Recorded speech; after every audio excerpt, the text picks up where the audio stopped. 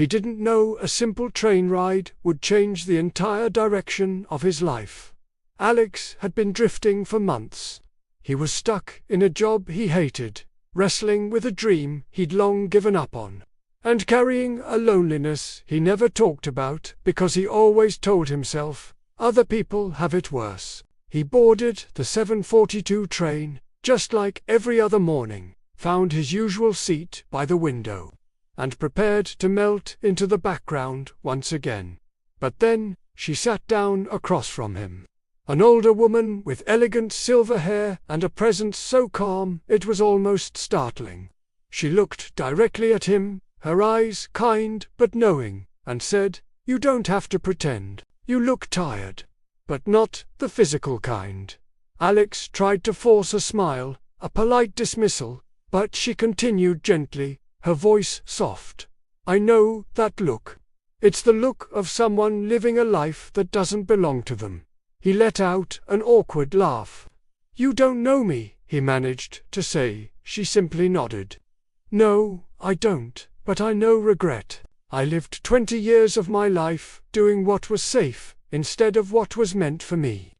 As she spoke, Alex felt something tighten in his chest, a knot of buried emotions coming undone. The woman began to share her story. She told him about a career she despised but clung to for security, about missed opportunities that haunted her nights, and about losing small pieces of herself, one by one, in the name of being practical. She paused, her gaze unwavering. "Do you know the real cost of living a life that isn't yours?" she asked quietly. "It's your joy. That's the price you pay." Her words didn't feel like an accusation. They felt like a truth he had been running from his entire adult life. He had spent years building a life that looked good on paper but felt empty on the inside. He had followed the path of least resistance, convincing himself that passion was a luxury he couldn't afford. He had traded his dreams for a steady paycheck and a quiet, predictable existence. And in that moment, sitting across from this stranger, the full weight of that trade came crashing down on him. He thought about the guitar gathering dust in his closet, the one he used to play for hours, writing songs that made him feel alive. He remembered the art classes he'd bookmarked online but never signed up for, always telling himself he was too busy, too tired, or just not good enough. He saw a montage of moments where he'd said no to things that sparked excitement in his soul, simply because they didn't fit into the sensible life he was supposed to be living. This woman wasn't just telling him her story. She was holding up a mirror to his own. He saw his own fears reflected in her past regrets. The fear of failure, the fear of judgment, the fear of stepping off the well-trodden path and into the unknown. He had let those fears dictate his choices for so long that he had forgotten what it felt like to choose something simply because it brought him joy.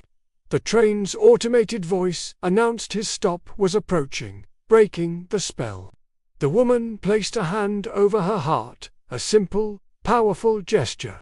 "Listen to me," she said, her voice filled with a profound sense of urgency and kindness. "Your life doesn't change when you're finally ready. It changes when you decide to be brave." Alex stood up, his legs feeling unsteady. He mumbled a thank you, though the words felt inadequate for the gift she had just given him. As he stepped off that train and onto the platform, he wasn't the same person who had boarded it that morning. Something fundamental inside him had shifted. The fog of indifference that had clouded his mind for so long was beginning to lift, replaced by a feeling he hadn't felt in years: hope. That very evening, he went home, opened his laptop, and applied for a digital design course he had been staring at for months, too afraid to take the leap. His finger trembled as he clicked the submit button, but with that click came a surge of exhilaration. It was a small step, but it felt monumental. It was the first choice he had made for himself, for his own happiness, in a very long time. Months went by. The course was challenging, demanding more of him than his old job ever did, but he felt more energized than ever. He was learning, growing, and rediscovering parts of himself he thought were lost forever. One sunny afternoon, he found himself back at that same train station, but this time he wasn't on his way to a job he hated. He was on his way to a final round interview for a graphic design position at a small, creative agency, a job that felt less like work and more like a calling. He looked around, a part of him hoping to see the silver-haired woman on the platform, to thank her properly, to tell her what her words had done. But he never saw her again. And he realized he didn't need to. Her wisdom, her story, her simple act of seeing him when he felt invisible, it all traveled with him. It had become a part of his own story. Sometimes the universe, or God, or whatever you choose to believe in, sends the right stranger at exactly the right moment.